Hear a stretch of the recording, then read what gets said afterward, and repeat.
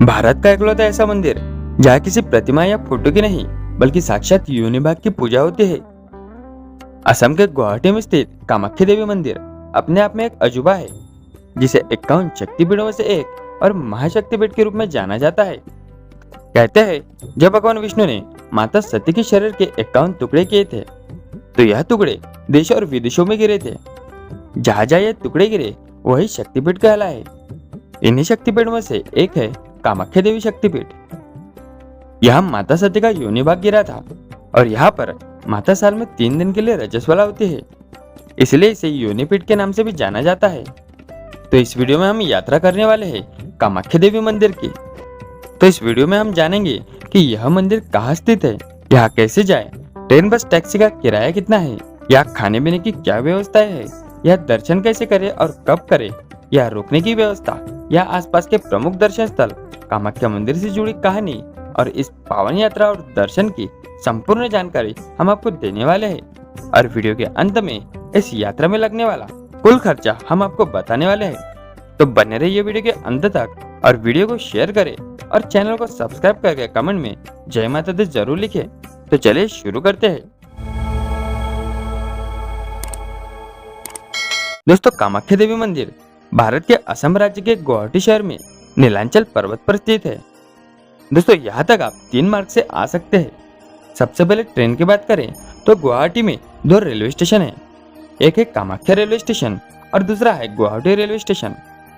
यहाँ तक आपको हर बड़े शहरों से डायरेक्ट ट्रेन मिल जाती है और यहाँ पर बस स्टैंड भी बना हुआ है।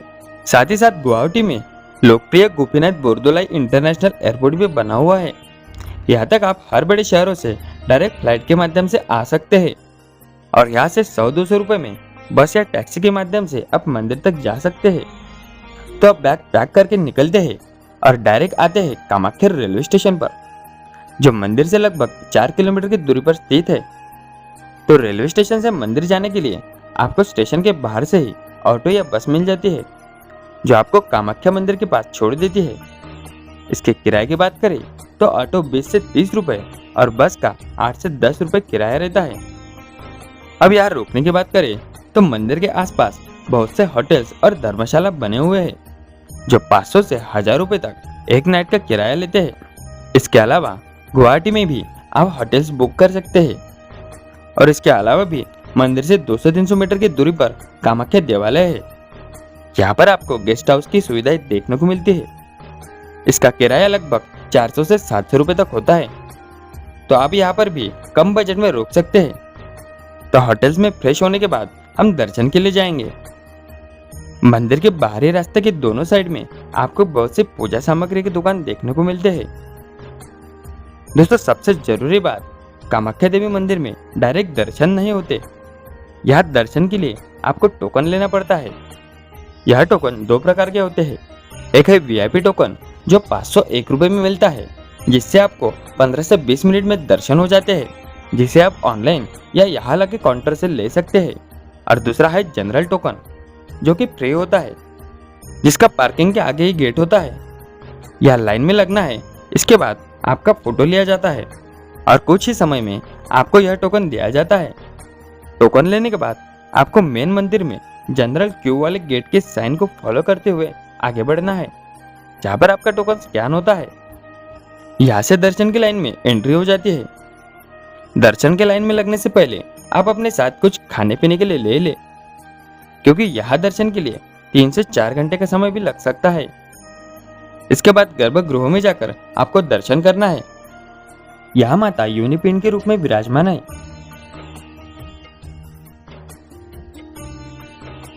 इसके अलावा अगर आपके पास ज्यादा समय नहीं है और आप जल्द से जल्द दर्शन करना चाहते हैं, लेकिन आपके पास वीआईपी टोकन भी नहीं है, तो इसके लिए भी मंदिर ट्रस्ट ने मुख्य दर्शन की व्यवस्था की हुई है। इसके लिए आपको डायरेक्ट मंदिर के प्रांगण में आना है और मुख्य मंदिर के बाजू में ही आपको मुख्य दर्शन के गेट देखने को मिलते हैं। यहाँ से आपको दर्शन करना है। मुख्य दर्शन में आपको दूर से ही दर्शन कराए जाते हैं। दोस्तों, सबसे अद्भुत और अविश्वसनीय बात यह है कि यहाँ पर माता साल में 3 दिन के लिए रजस्वला होती है। कहते हैं जब यह पर्व आता है तो मंदिर के पुजारी गर्भगृह में स्थित क्योनी पिंड को एक सफेद कपड़े से ढक देते हैं और मंदिर के कपाट 3 दिन के लिए बंद किए जाते हैं। उस समय माता के दर्शन करना वर्जित है, लेकिन जब 3 दिन के बाद यह कपाट खुलते हैं तो यह सफेद कपड़ा रक्त से भरकर लाल हो जाता है, जिसे प्रसाद के रूप में सभी को दिया जाता है। जब यह पर्व आता है तो कामाख्या में 3 दिनों तक मेला चलता है, जिसे अंबुवाची मेला के नाम से जाना जाता है। वर्ष में एक बार पड़ने वाला यह अंबुवाची योग पर्व विश्व के सभी तांत्रिकों, मांत्रिकों एवं सिद्ध पुरुषों के लिए एक वरदान है। वे सभी यहाँ आकर अपनी मंत्र तंत्र और सिद्धियों को जागृत एवं नियंत्रित करते हैं। कहते ही यह रजस वाला पर्व सत्ययुग में 16 वर्ष में एक बार, त्रेता युग में 12 वर्ष में एक बार, द्वापर युग में 7 वर्ष में एक बार तथा कलिकाल में प्रत्येक वर्ष आषाढ़ माह में तिथि अनुसार मनाया जाता है। अब मंदिर की रचना की बात करें तो सबसे पहले यह मंदिर कामदेव ने बनवाया था। इसके बाद इस मंदिर का 8वीं सदी से लेकर 17वीं सदी तक कई महान राजाओं ने पुनर्निर्माण करवाया था। दोस्तों, इस मंदिर में कुछ अजीबोगरीब मान्यताएं हैं। कुछ लोग यहाँ कबूतर उड़ाकर मन्नत मांगते हैं, तो कुछ लोग बकरी की बलि देकर मन्नत मांगते हैं। तो बात करते हैं मंदिर के दर्शन के टाइमिंग की। दोस्तों, यह मंदिर सुबह 8 बजे तक दर्शन के लिए खुल जाता है, जो दोपहर 1 बजे तक रहता है। इसके बाद मंदिर के कपाट बंद हो जाते हैं और वापस दोपहर 2:30 बजे खुलते हैं और शाम 5:15 बजे तक रहते हैं। इसके बाद मंदिर बंद हो जाता है। कहते हैं इस मंदिर के 3 बार का दर्शन करने से हम सांसारिक मोह माया से मुक्त होकर ज्ञान प्राप्ति और मोक्ष के मार्ग पर चलने लगते हैं।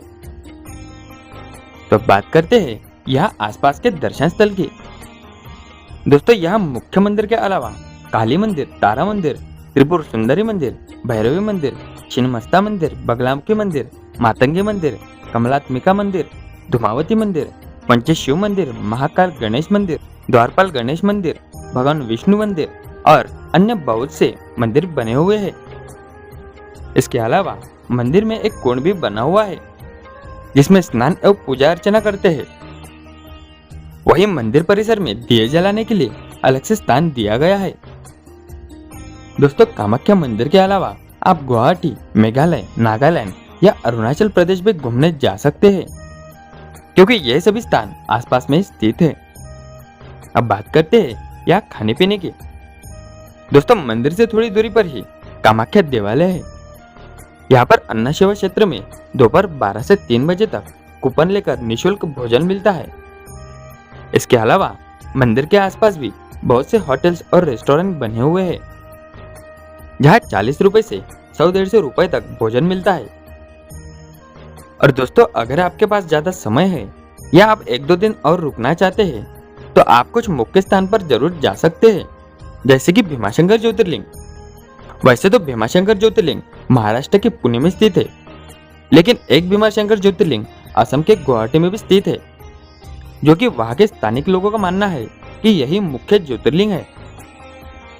तो यहाँ जाने के लिए आपको कामाख्या से 16 किलोमीटर दूरी पर पामोही गांव में आना है।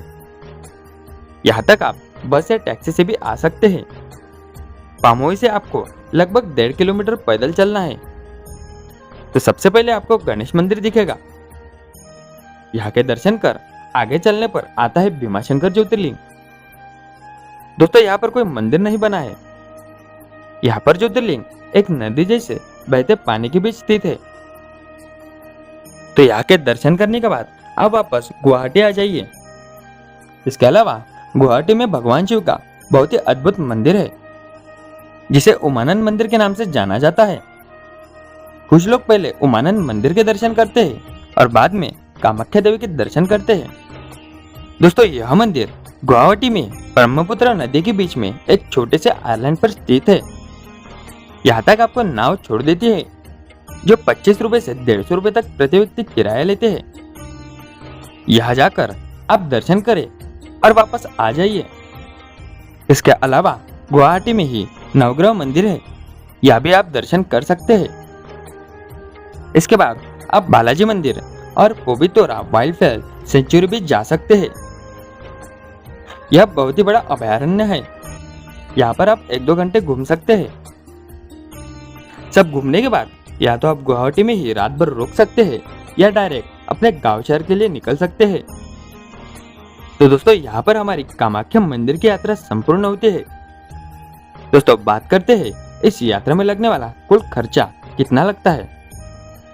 दोस्तों अगर आप नॉर्मल फैसिलिटी जैसे स्लीपर ट्रेन से आते हैं और ऑटो से घूमते हैं और नॉर्मल बजट में रहना खाना पीना करते हैं तो एक दिन एक रात का लगभग 3 से 4 हजार रुपए प्रति व्यक्ति का खर्चा लगता है।